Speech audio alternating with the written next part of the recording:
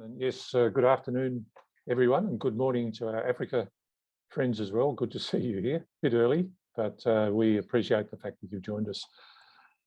For a start, I'd like to acknowledge that we're coming to you from the land of the Wurundjeri people, who are the traditional custodians of the land here. We'd like to pay our respects to the elders past, present and emerging of the Kulin Nation, but also extend that respect to other Indigenous people represented here.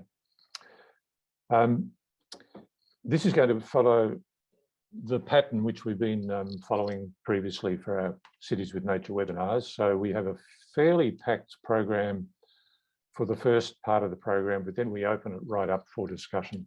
And the last part will be for people to almost exchange amongst yourselves using the chat function, but also if anyone would like to say a few words towards the end, we'd be very welcome to do that.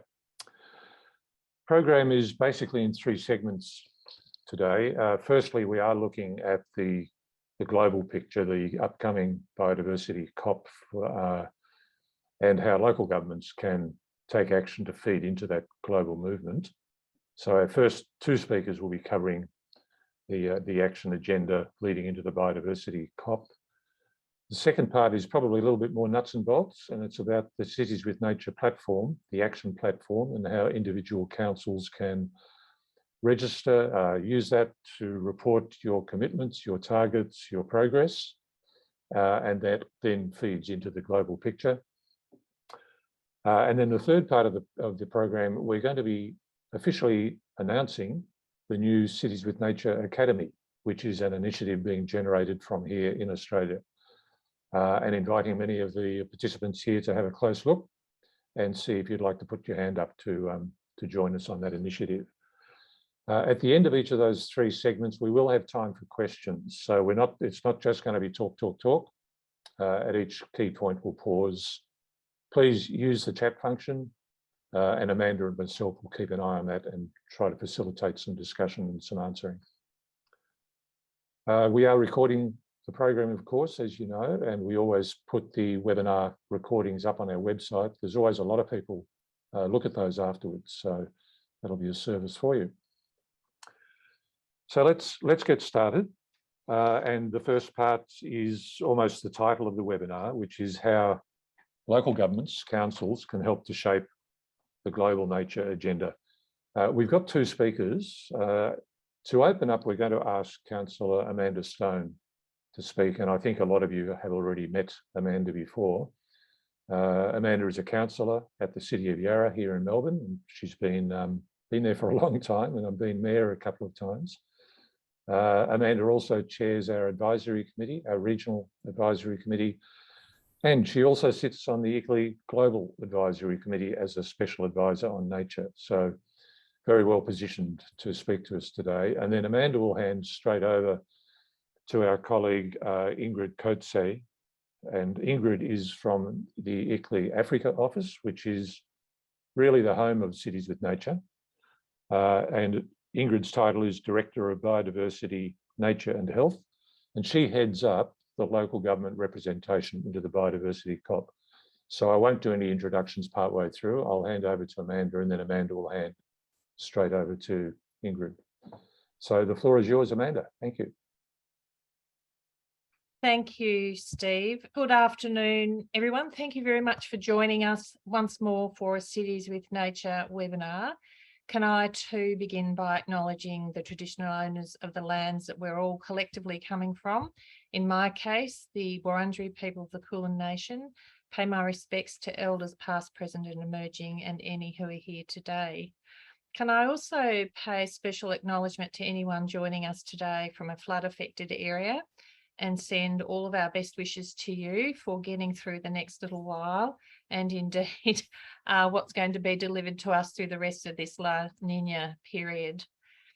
In fact, it's probably a good place to start, isn't it? We really don't need any more reminders that climate change is upon us and that the impacts are going to be significant. This was predictable. Scientists have been warning us for a long time that these changes were coming.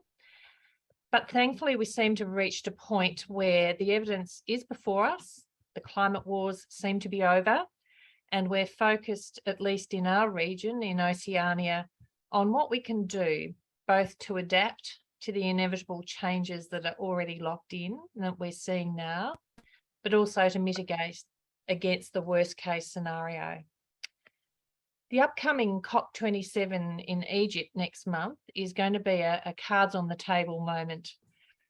Nations are going to be asked to make real commitments in terms of their targets, because there's no more deferring to the future. The future's here and it's now, isn't it? But we have another big moment this year, and it's going to be in Montreal in December. It's the 15th Conference of the Parties on the Convention for Biological Diversity. It's going to be meeting to hopefully ratify the next 10-year plan for the protection of biodiversity and ecosystems, the post-2020 framework. This has been described as the Paris moment for biodiversity. It's really important, and it can't be separated from the climate crisis and the national commitments being put on the table in Egypt to address that. These two parallel processes over the past 2 years have reflected that relationship between climate and biodiversity and their consequences for life on Earth. Quite simply, just as the climate wars need to be over, so does our war on nature, because obviously nature sustains us. Biodiversity is the key to healthy ecosystems, and we neglect these at our peril. Nature provides us with everything we need: food, shelter, medicine, clothing, fuel, fresh air. So it just makes sense economically, as well as every other way, to enhance biodiversity and to restore ecosystems. Somehow we've lost sight of this over the last few centuries, but there is some amazing work now underway at local and national levels to turn this trajectory around. So I was talking about Scenic Rim Council in Queensland, which has done wonderful work in partnership with private landowners to halt vegetation loss and biodiversity loss. And then there are some amazing nature and biodiversity strategies right across Oceania, which are based on Indigenous land knowledge and management and making the most of those. And then there's some amazing citizen science work being undertaken in local councils, involving the community in collecting data, being active partners in conservation and enhancement of biodiversity. These are all the ingredients that we're going to need for the transformational shift in our relationship with nature, which is going to be needed in the coming decades. The next 10-year global agreement on biodiversity has had ICLEI at the discussion table, reflecting the role of local governments everywhere in implementing this agreement. Ingrid Kurtzi, who's going to be here shortly, has been in these meetings, and she will tell us all about them. The new agreement also continues to nominate a role for local government in its implementation, and it's the only global agreement to do that.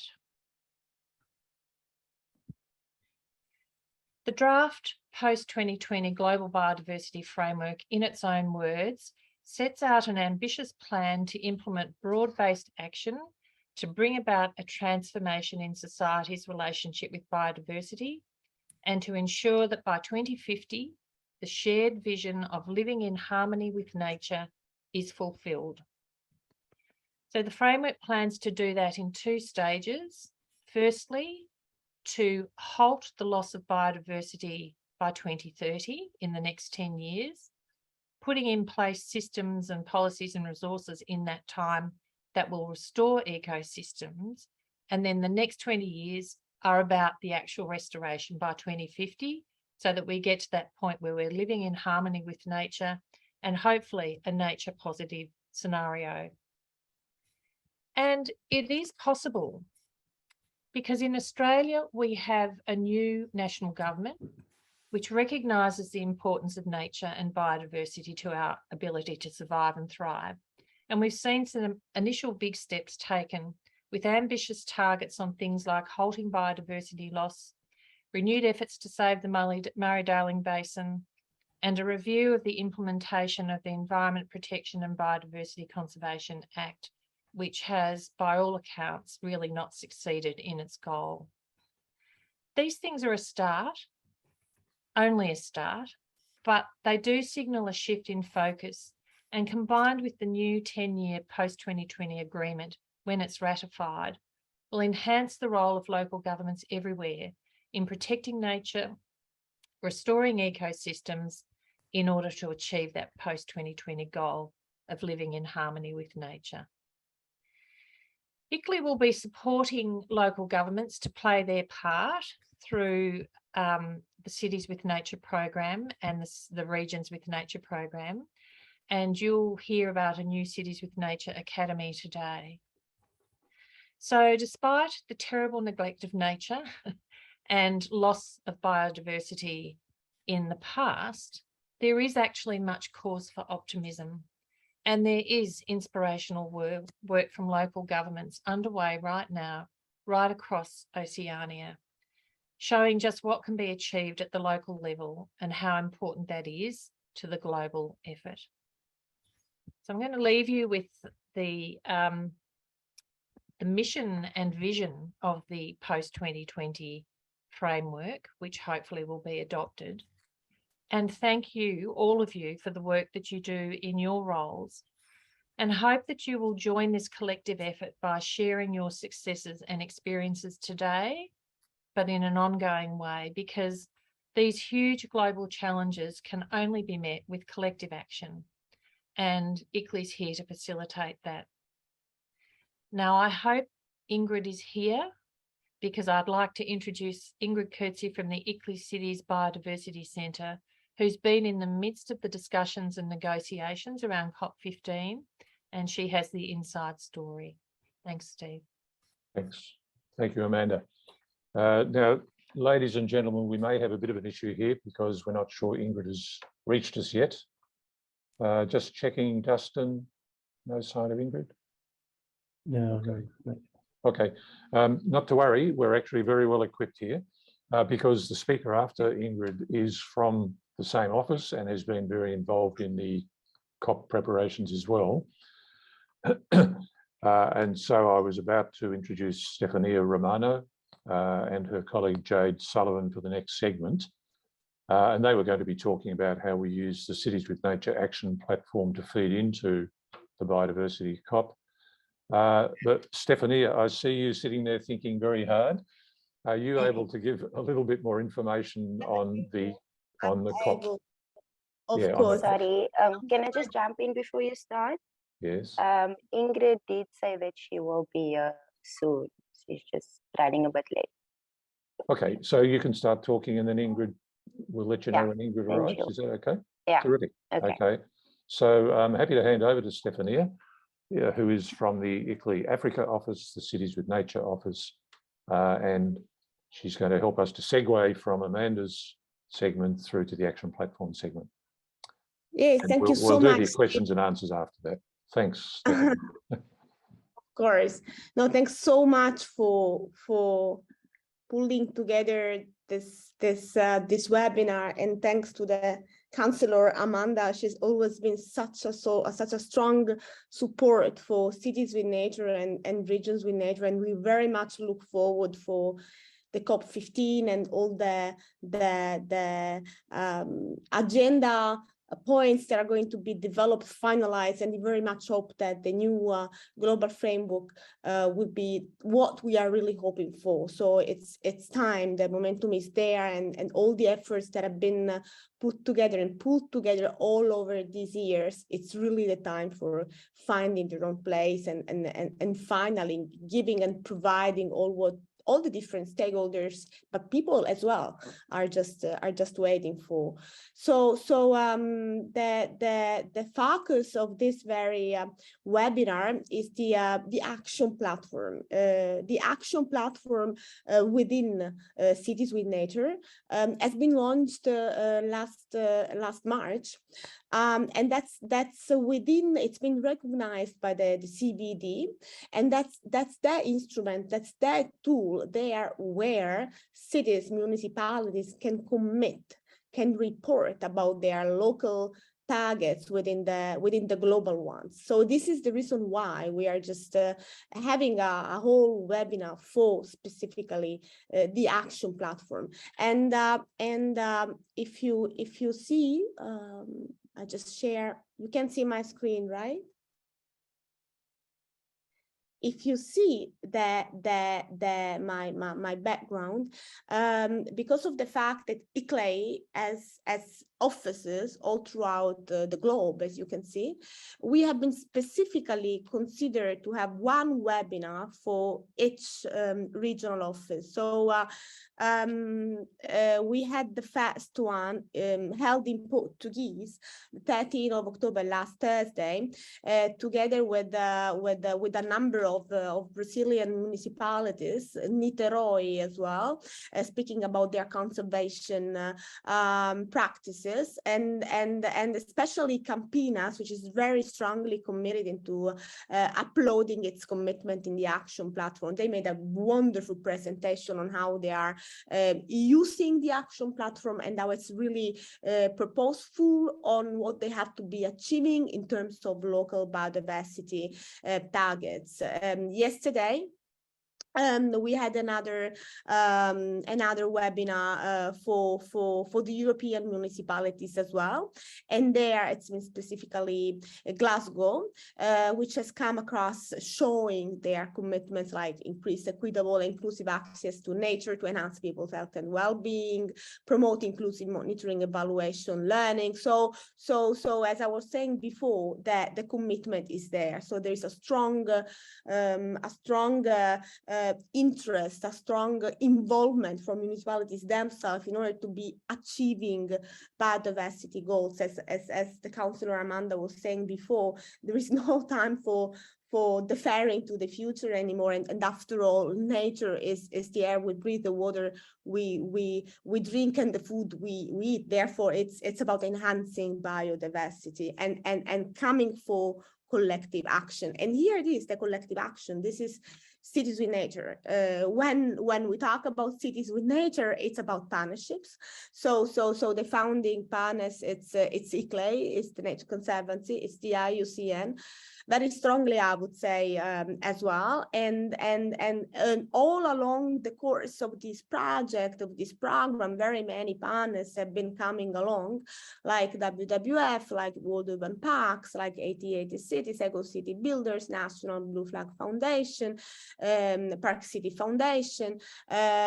We also have been recently coming in with a very strong partner, which is the Blue Flag, and the Blue Flag is within the Foundation of Environmental Education, and they have beaches all throughout and all across with specific criteria, and they're coming on board. And the director of the Blue Flag, when we just met in Lisbon for the UN Ocean Conference, it just said, I really want our constituencies to be using the action platform, because we don't want to be reinventing the wheel. And if anything, everything is there. So I will push my stakeholders to be using the action platform. And that's exactly how the whole idea of this webinars came up.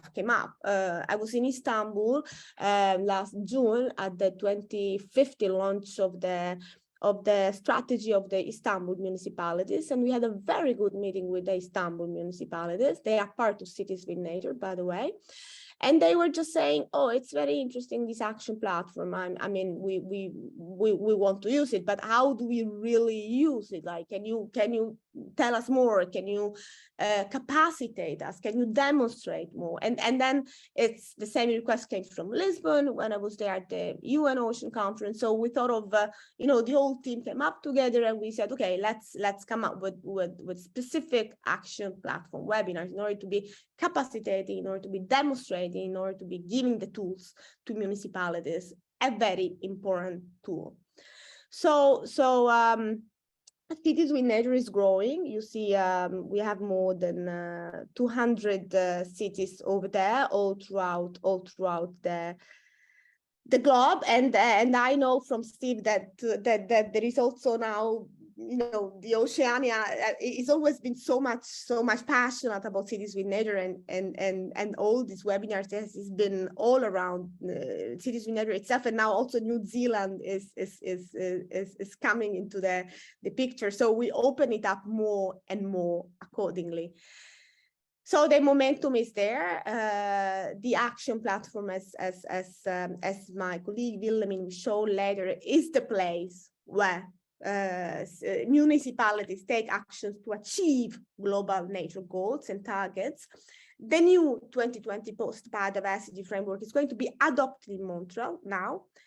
And while joining Cities with Nature and while uploading their commitments, cities become part of an international process that enable biodiversity action. We will have a pavilion back to back to the 7th summit, a specific pavilion where we will be hosting, will be for our panels, it will be for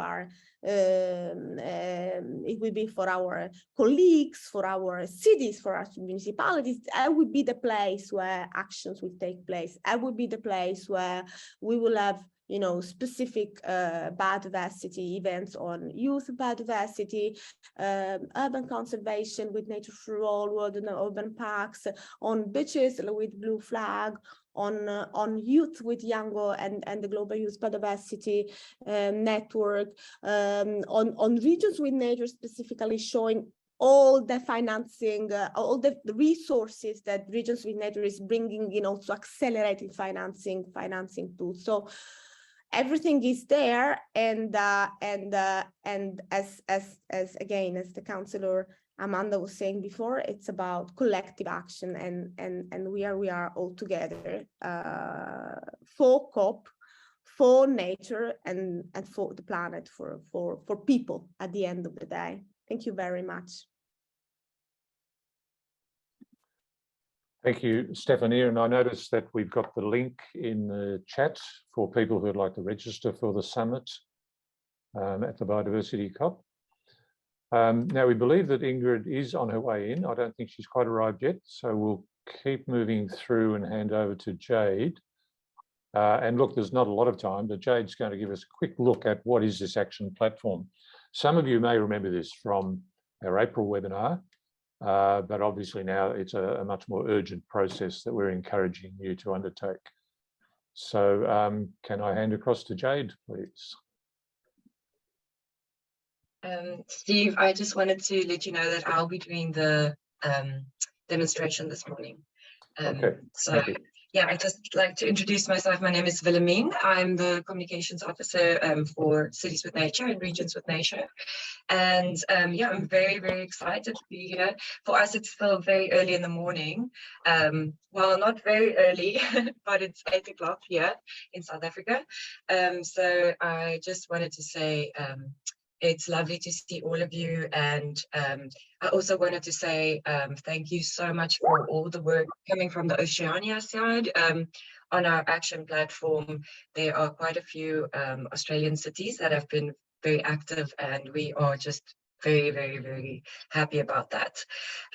So I'm going to jump right into the action platform on the website instead of doing a presentation, because I think it's just maybe a little bit more helpful. So I've got this open now. Okay, great.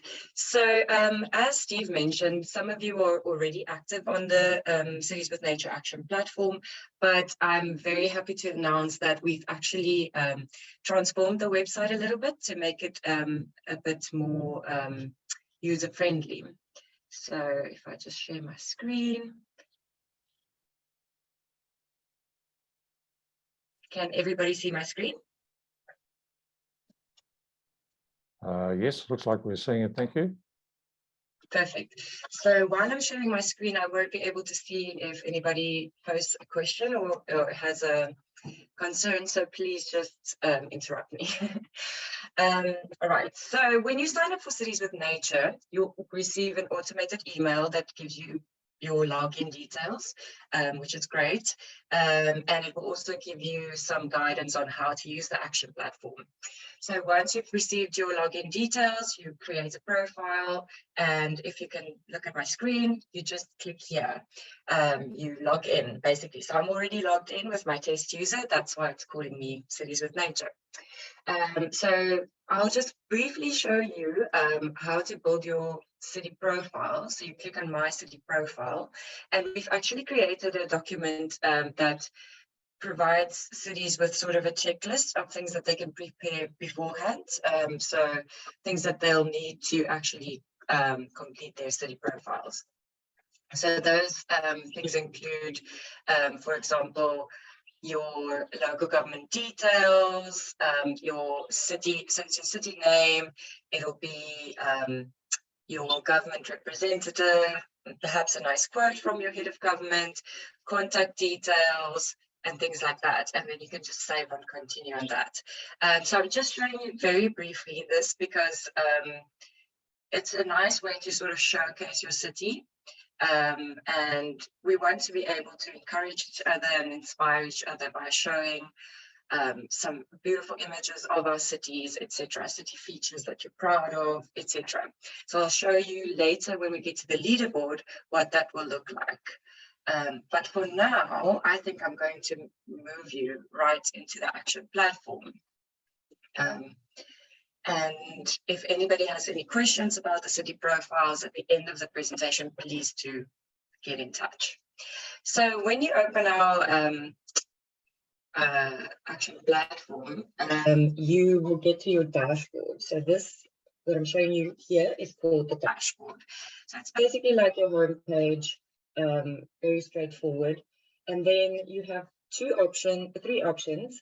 You can either go to learn more, to learn a bit about how our action platform commitments link with the global biodiversity framework targets, and also how it connects with the SDGs, because it's something that we have to keep in mind with the action platform is that we are CBD recognized, and that means that our action commitments and targets, etc., are all linked with the GBF.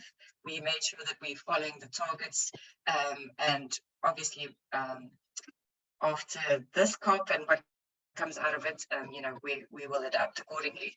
But this is the recognized tool by the CBD, so we had to make sure that we connect with their targets, but also we connect with the SDGs, because for most local and subnational governments, SDGs is sort of the guideline of decision making and planning.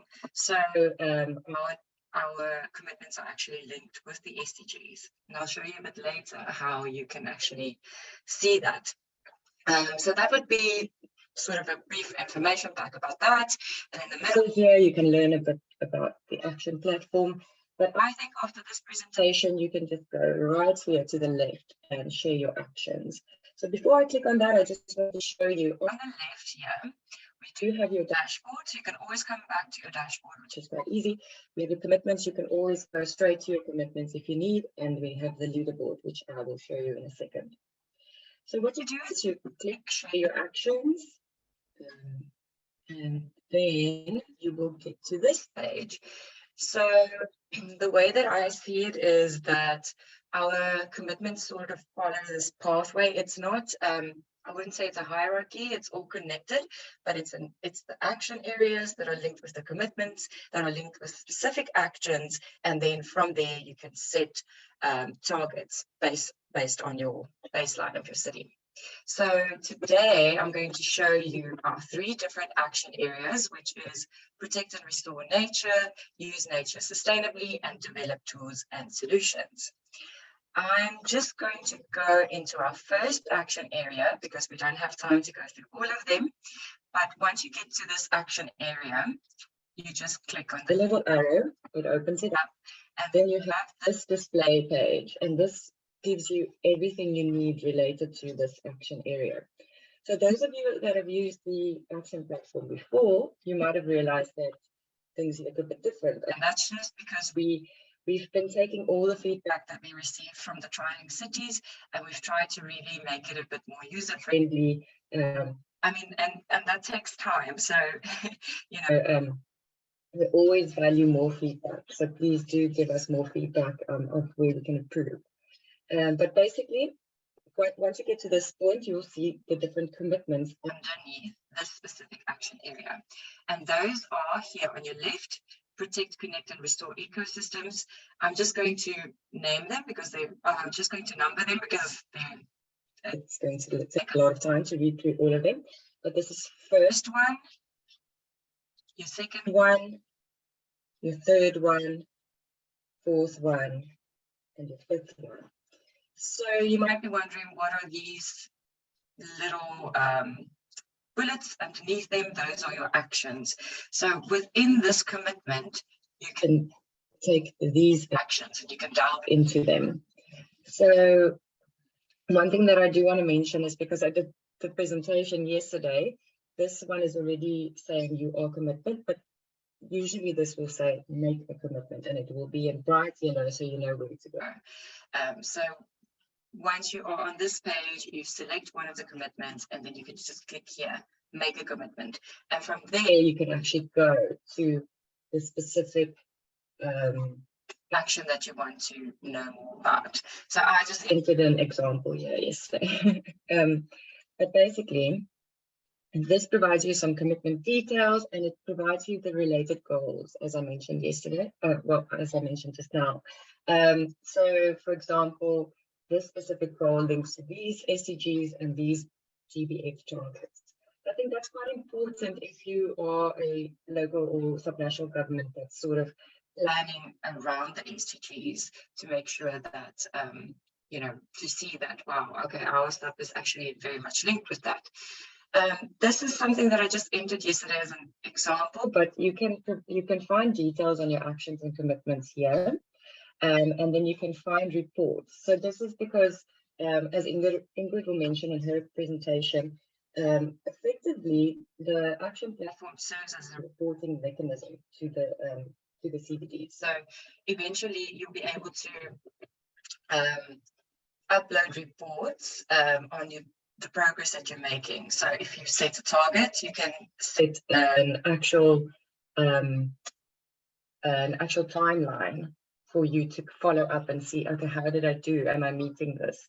So then you can upload those reports and sort of have a little database where you can follow your progress. And then you have notes. So if you just want to make reminders for yourself and be like, oh, remember to follow up on this, and remember to contact that person, whatever you need to do. So yeah, sorry, excuse me. Well, I mean, we will need to wrap up in a minute. I know it's very challenging for you, but if you don't mind, thanks. Yeah. No problem. No, I'll be done in just a second. So I just wanted to briefly show you here. So from your commitments, you can actually go into your targets. This is your baseline measurement, and then you have your SMART target here. So this is where you can actually enter the values. And the important thing about SMART targets is that they are measurable, and yeah, they are robust. And then the other important thing is just that you can upload a document as a reference point. So I think that's very important. We encourage people to please upload documents from your city. And the last thing I just very quickly want to show is the leaderboard.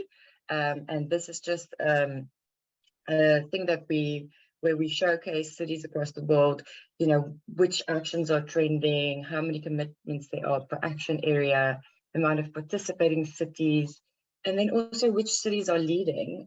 So we would like to see all of your cities, obviously, here at the top. And then as we wrap up this presentation, I'll just show you a quick example of what it all looks like in the end. So this is, for example, the city of San Antonio. These are the actions they've taken. And here you can see, oh, 33% has been achieved. You can also download this as a PDF. So then you can share that with your city and say, look, this is what we've done for biodiversity already. And this is also what a complete profile looks like. Some information about them, their head of government, and then also their city features. So I think I'll stop there. And then obviously, if anybody has any questions, please do let me know.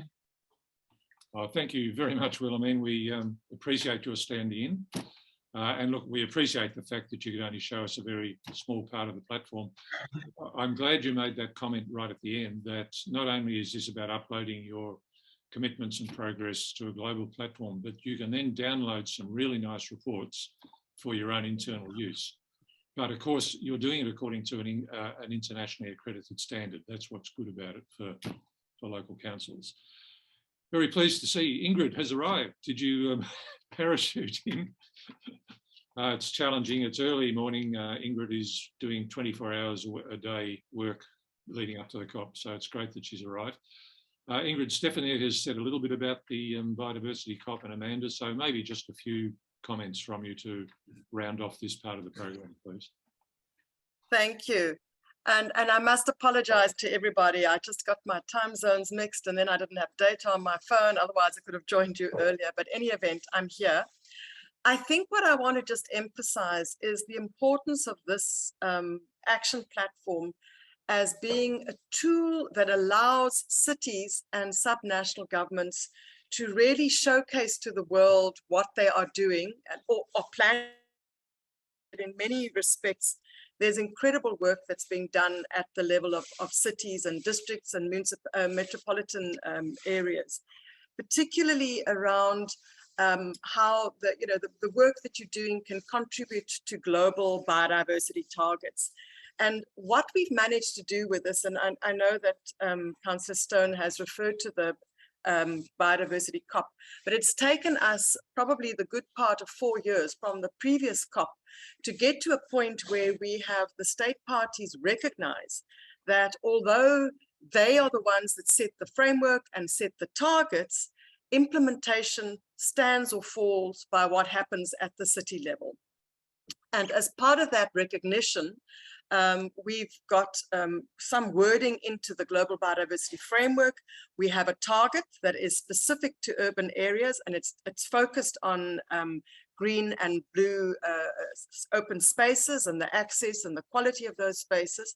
But there are many of the other targets where cities also play an important role in terms of their functions, in terms of the decisions they make, the policy instruments that they introduce.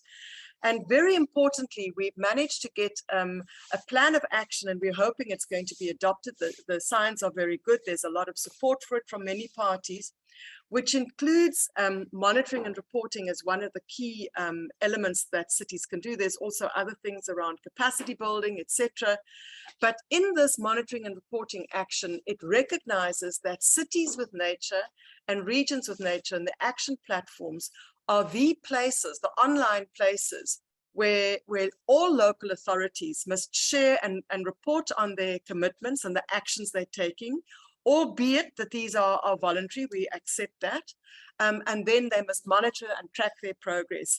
And the thing about that is that for the first time, we have an instrument that is multi-level governance, number one. And number two, we have an instrument whereby the state parties can gather information that is reliable from the city level and the local authority level, and sort of accelerate that up aggregate that up into the national reports, which they have to do as parties to the convention on a regular basis. Up till now, it's been very ad hoc. There hasn't been a mechanism to facilitate this. And as you've seen from the presentations, we've aligned this with the 2030 targets. It's basically endorsed by the CBD, and as I said, we're hoping that that decision will go through. And it's really important because we're seeing more and more recognition of how important it is to give credence and to give a contribution to the local authorities. So I want to encourage you, and I see in the already from yesterday when we had the workshop with the people in Europe that we've had 2 new commitments come up, and I really hope that we're going to get a whole lot more commitments from yourselves, and particularly because Australia and New Zealand are biodiverse rich areas. There's a lot of cutting edge work that's happening there, and we're going to be showcasing this at the COP. And I'm hoping that we're going to see as many of you not just making these commitments, but also able to present to us at the COP to show the rest of the world. And we're going to have parties there. I'm sure Stefania has elaborated on that. Steve, I think I've run out of time, and I'm going to say thank you and apologies again. Thank you. You did well. You did well. Thank you very much, Ingrid. I don't think we pointed out that Councillor Stone will actually be attending the COP as well to represent the local government sector from this end of the world. So thank you for doing the big trip, Amanda, but we will have a we will have a voice there. I noticed we've got a couple. Oh, you've seen the questions? Thanks. Yes, we have. Yeah, so great. a couple of questions. Firstly, we talked about the ability to download your reports for your own purpose. Question from Doris Langer: can anyone download reports? I guess that means, could I download the reports from another city? I guess that's the question. And secondly, from Paul, that the action platform seems to be targeted to councils and city administrations. Are there roles for NGOs, Indigenous groups, etc., research community? So I'm not sure who out of our South African team here, we've got Jade as well. Hi, Jade. I'm not sure who would like to handle those questions. Maybe Stephanie. I'm actually happy to jump in here, Steve. So for the first question, yes, you can download the reports for other cities, and it'll have, it'll have the sort of design and the letterhead and everything. But we are working on other functionalities in the future as well. So we will have like a central news feed and things like that, where you can actually just share things almost like a Facebook page, and cities can engage with one another. And in that functionality, cities will have an option to make their PDF not shareable by other cities if they don't want other cities to download a PDF. Thanks. Yeah. I think that answers that one very nicely. And on the other stakeholder groups, the extent to which they're accommodated on the action platform? Maybe I must come in here. The action platform is specific to local authorities. We have other sort of features on Cities with Nature, which caters more for other groups. But what we're trying to measure here is, what is the local authority, the city administration, doing as a contribution to meeting those targets?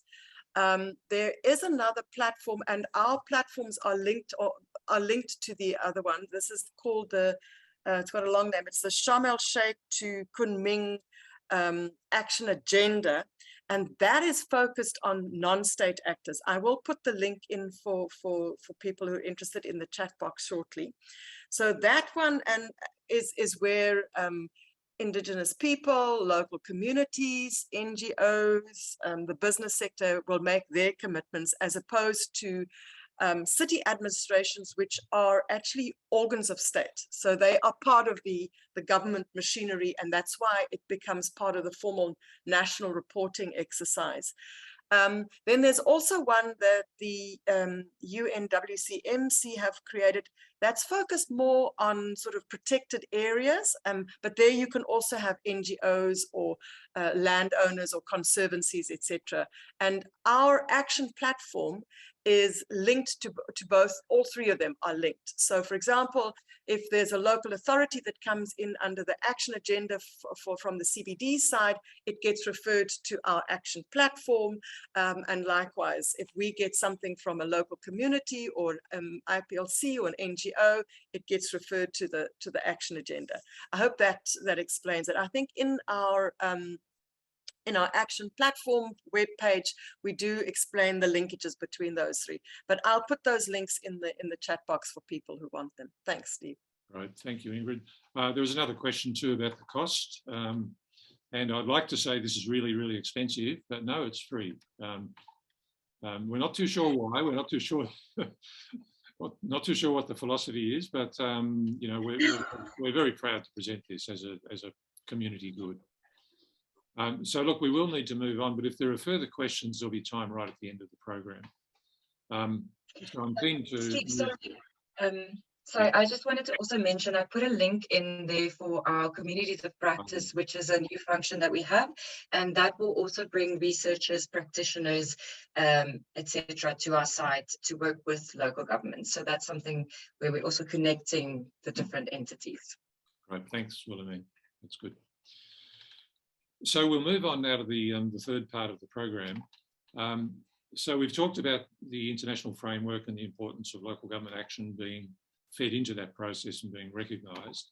And then we've talked about how we would like to encourage our local governments to use the action platform to demonstrate their progress. The third part is really, okay, what sort of support can we provide to the local government sector so that you can really take accelerated action to tackle the biodiversity extinction crisis, etc. So in Australia, in fact, I'll ask Dustin to put up the first slide, please. Thank you. Great. So you'll be aware, of course, that ICLEI is a global organisation. We work with something like 2,500 local governments in various ways in something like 100 countries. And then today, this is being brought to you from the Oceania region. So we cover the Pacific Islands, New Zealand and Australia.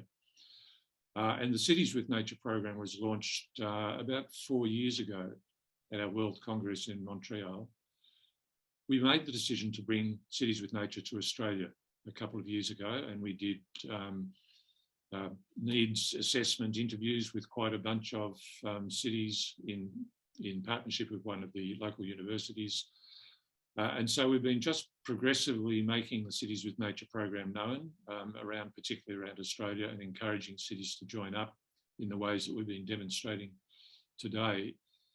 But as a part of that, we were starting to pick up the fact that there is a very high appetite amongst practitioners in local government, nature practitioners particularly, to get much stronger support for the importance of urban nature and biodiversity in our cities, and to get much more resources and opportunities for peer-to-peer exchange, etc.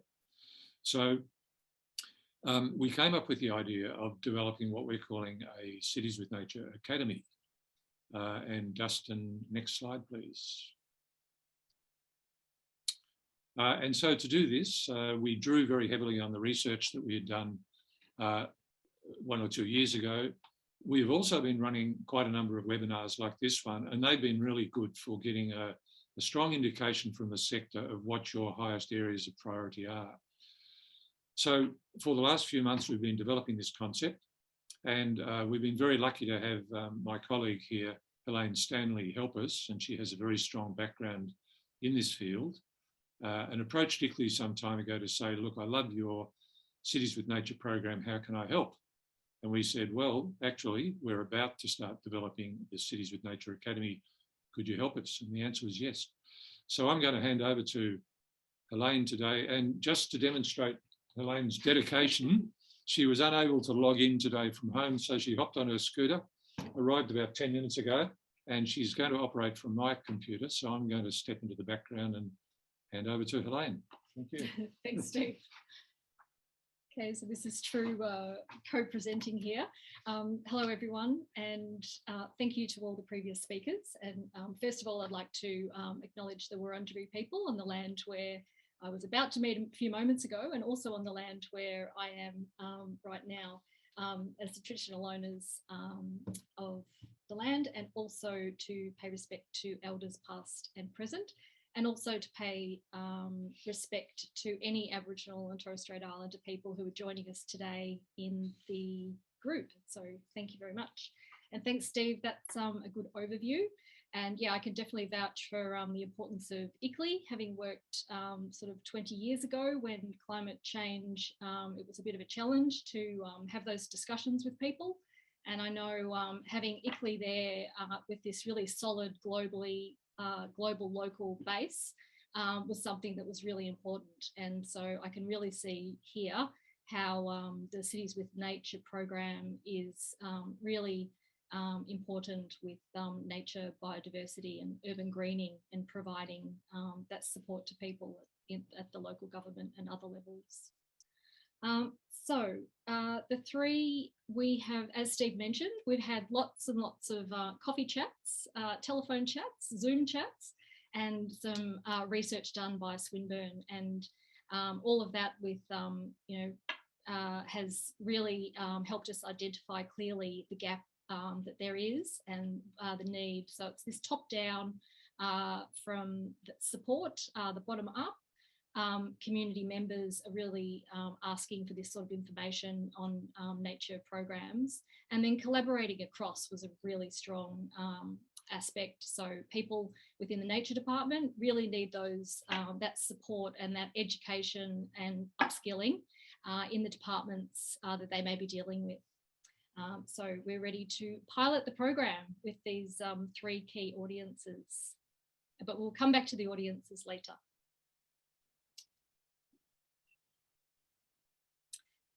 So we're launching the Academy here. I feel like it's a bit of a fizzer when you launch something online, but I feel like there should be a bit of a party popper emoji or something on this slide. So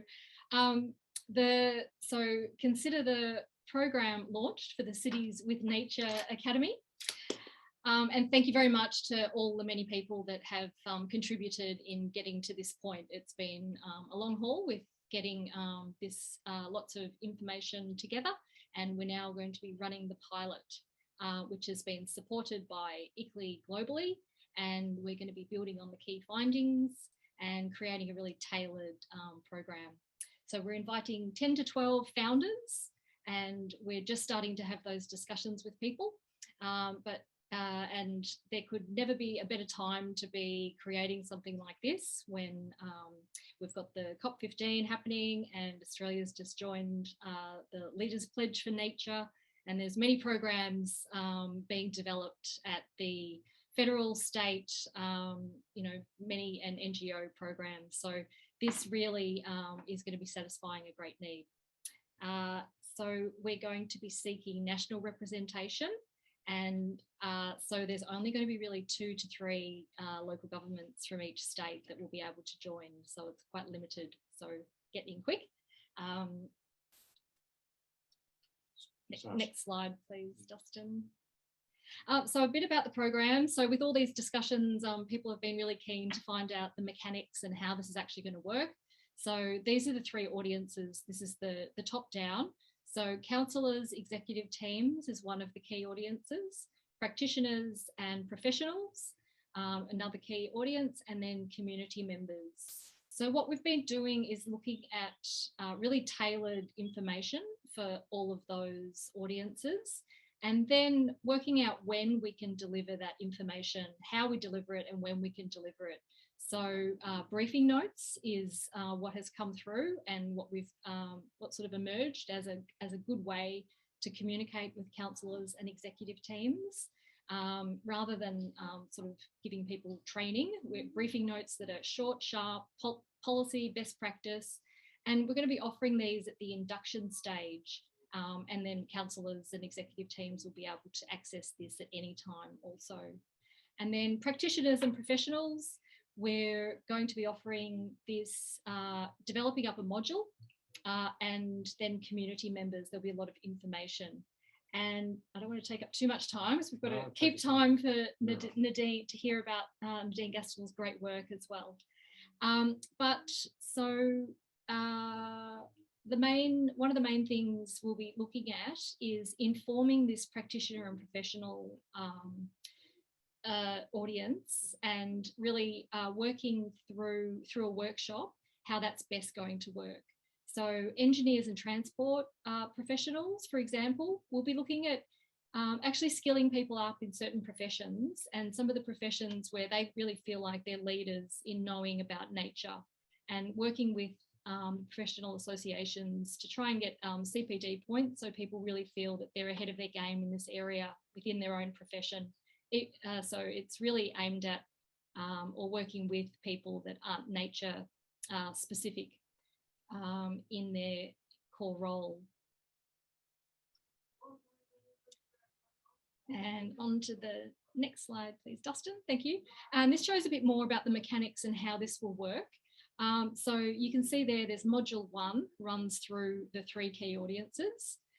So for the briefing notes, the module that we're going to develop as part of this program is the Nature Essentials. So it's going to have information. You know, you talk to people about the COP15 and some people say, oh, I thought we're up to COP26. And there's, you know, a lot of people, when we're in this space, working in this space, you know, we sort of think everyone knows about it, but there's just so much information where we really need to get everyone up to the same level of information about what's happening globally and the biodiversity crisis, you know, the dual crisis. So this Nature Essentials is going to be key information that cuts right through and is delivered through all the different audiences. And part of what I'm communicating here is I'm communicating I'm communicating generally about the program, but also communicating because there will be some spots left for councils to join from some of the states. So if you're interested, there's a pretty limited time commitment. So we're just asking, you're going to have access to all of these materials that we'll be creating. And then there's going to be a 3-hour workshop, which we'll ask you to contribute to. And then the rest of the materials, you can sort of, we'll be emailing them around and you'll be able to contribute as much or as little as you like to the other materials. So there's, that's probably communicated enough there. And then this is a look at our website. So we're developing up the website and that'll be the founders' logos across the bottom. And those three coloured blocks in the middle will be mainly the information for those audiences. So the read and view is where we'll have briefing notes and other information, mainly communicated to the councillors and executive teams. And then the academy, where we'll have the skill up, where we'll be utilising the Learn With program, which is generously being, we're working with ICLEI Africa on that. And then the My Urban Nature, which will be a lot of information for community members. So we've got a huge amount of information that can go into there that the founding councils will be able to access and share with their community members to sort of quickly demonstrate all of the work that they're doing and that people can access. I think we're probably, thank you very much for your time and listening. Just moving back here on my chair. Thank you, Helene. That just gives us a very brief taste. But what we've been doing just in the last week is contacting some likely councils who could be interested in becoming founders. And they're having one-on-one discussions with Helene, walking through this in much greater detail and what might this mean for my council, benefits, how can I contribute, etc. Now, we thought to finish it off, it'd be really nice to hear the voice of a council, because we haven't heard any councils talk today other than Councillor Stone at the start. And for that reason, we've asked Nadine to come in from the city of Knox, which is one of the fairly large outer suburban councils in Melbourne. Pretty well, it's the interface between the suburban area and the mountains. And Nadine and Knox haven't participated actively before in Cities with Nature, so we thought this will be great because a nice fresh view. And Nadine, just a few minutes comments from you. What's Knox doing? What are your priorities? What do you think about what you've just heard from Helene? Thank you. Thanks, Steve and Helene, and all of the speakers that have presented today. Look, I think the concept of listening today, bringing practitioners together is an incredibly useful thing. I think sharing information, enabling through understanding what other people are doing, supporting others and learning from others is always a really valuable thing to do. I think the Academy would potentially provide a great opportunity for that to happen. Bringing practitioners and research together is also a really valuable thing. I know that there's a lot of amazing research that happens out there that doesn't necessarily get to filter through to the practitioners in a timely way. So the opportunity for that to happen is also incredibly beneficial.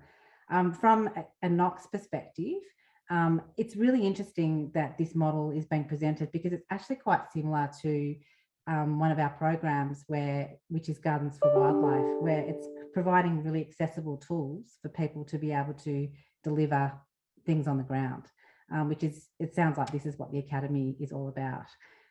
So with the Gardens for Wildlife program, and I note there's a few colleagues from other councils that are also running Gardens for Wildlife programs now. Knox was the founding council that developed the program, which is a co-design program between community and local government to support private landholders to enhance their gardens or their properties by adding habitat and habitat elements into their garden. In Knox, just over 45% of our remnant vegetation sits on private land. So this was an opportunity to support landholders to learn more about what was on their properties and to support them to protect and enhance the vegetation that exists, and also for the property owners that don't necessarily have much biodiversity or habitat in their own properties currently to be able to bring habitat onto their properties. And that process of bringing community and council together and co-designing and upskilling community and community members actually visiting other community members to support them in that process has been a really valuable and accessible way of supporting local residents to understand biodiversity and the values, and also to be able to enhance and protect on in their own space. So it's really interesting that the process that seems to be going through with the academy and the type of model is very similar to the Gardens for Wildlife model, which I think has demonstrated great success. We have more than 1,000 properties in our municipality that are part of this program, and there's now nearly 15 other local governments that are developing this program around the Melbourne metropolitan area. I'm not sure, Steve, whether you want me to go into other detail or about other programs, but that was certainly my initial reflection. That'd be great. I wonder, could you put the link for Gardens for Wildlife in the chat for us? Yeah, I certainly can. That'd be great. Thanks. No, thanks, Nadine. We just wanted to get an initial piece of feedback from a council, and it's good to hear that we seem to be on the right track. So that's terrific. We do have a predictable question in the chat function. Okay, if we're interested, how can we join in? So we are going through an expression of interest process, as Helene outlined, because we want to get pretty good representation across the country and not everyone being in suburban Perth or whatever. So contact us. Dustin has put the Oceania link in the chats. You can also email myself. And Dustin, we've got a final slide from Helene with the email details. If you could put that up on the screen for us, that'd be good. And while we're doing that, that brings us to the end of the formal part of the program. And look, I apologise if we have seemed to be racing a little bit, but we just needed to pack all those three pieces in together, and I'm sure you understand. We'll keep the Zoom going for the next 10 or 15 minutes to handle questions and comments. But if I just thank the contributors immediately. And so big thanks, as always, to Amanda. Great that Ingrid could join us. Thanks for getting here from Cape Town, Ingrid. Stephanie, Jade and Wilhelmine walking us through the action platform. That was much appreciated. And of course to Helene for coming in on her scooter, and to Nadine for beaming in from the city of Knox. So thank you very much, everyone. I hope the program has been useful today. You can always contact us for more information.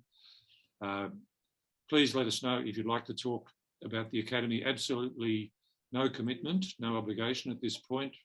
Helene's happy to spend 10 or 15 minutes talking with you, just walking through the details, and then you can make a decision in your own time.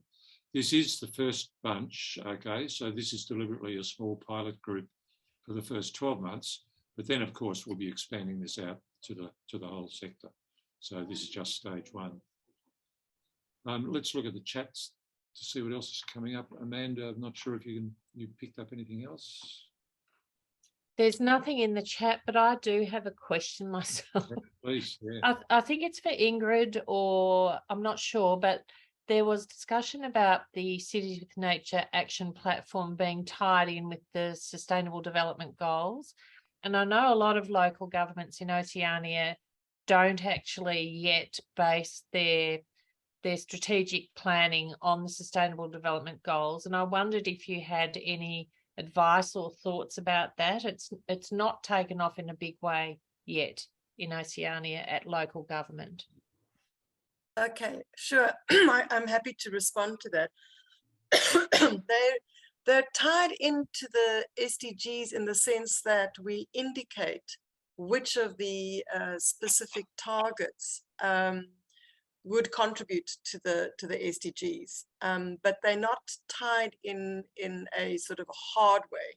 And we did this because we know that in many cities, they do actually report on their achievement in terms of the SDGs, but in many cities they don't. So all we've done is just to say that if you were to make a commitment in respect to this target and, you know, set baselines, etc., it could be used to contribute to SDG, whatever the case may be. But it's not a hard link. It's not a prescription. Okay. In the same way, Councillor Stone, we also show how for those cities that have not got baseline data, how they could use, for example, the Cities Biodiversity Index tool, a self-assessment tool, to help them get to the point where they can set baselines. But again, it's not a prescribed measure or step. Thanks, Ingrid. Interesting comment from Hannah. Whoops, it's just moved. To say there's a number of councils in Perth, I've lost it now, participating in, here we go, Perth and Peel, a similar program to Gardens for Wildlife. And look, I'm pleased to say we have already received interest indication from 2 or 3 Perth-based councils, and we're very keen to get the West strongly into this program. And then Councillor Sloan, yes, you asked about how many. So we're aiming for about 12 for this first cohort. But bear in mind, any council can join Cities with Nature. Any council can use the action platform. It's just being a pilot for the Academy where we're keeping that limitation. But we'd love to talk to you about it or one of your officers. All right, well. Can I ask another question of Ingrid, please, a final one? Yeah. If anyone's interested in COP15 but can't actually travel to Montreal, there will be online options, will there, to join some of the sessions? They will be live streamed, but because it's an in-person event, the COP and the actual the summit and the pavilion. Remember, we've got a whole pavilion. It's not that easy to make it a hybrid. We don't have that facility, but it will be live streamed. So although you won't be able to participate in the sense that you can't, ask questions or whatever, you can participate passively in the sense that you can follow the live stream. And that information will be made available to people. Yep, great. Yeah, thanks. It will be, and just keep watch of our website. We'll share that on the Cities Biodiversity Center website, where we've got the information on the COP. We'll also share it directly through our regional directors' offices. We'll put it on Cities with Nature. My sense is that it's going to be through the usual the CBD's YouTube link. So yeah, I'm not that clued up in terms of we what can these make things that available at our end. Yeah, thank you. Yeah, thanks very much. Right. Some comments, Steve, in the chat. Yes, it looks like a couple of participants would like to find out more. So Justin, I think you are able to track back to the person's email address from our registrations. Yes, yep, that's great. All right, a little bit. Oh, we're getting onto the SDGs now. I think that's the topic for another webinar. So look, we're probably pretty well at the end of the program. Thank you very much, everyone, for attending. I think it's been very interesting, and I've learned a bit as well. Have a look at the Cities with Nature website. You just Google Cities with Nature, www.citieswithnature.org. Have a look at the action platform. Contact us if you'd like to know more about the Academy. So thank you very much, and we hope that you have a very good rest of the day. Thank you.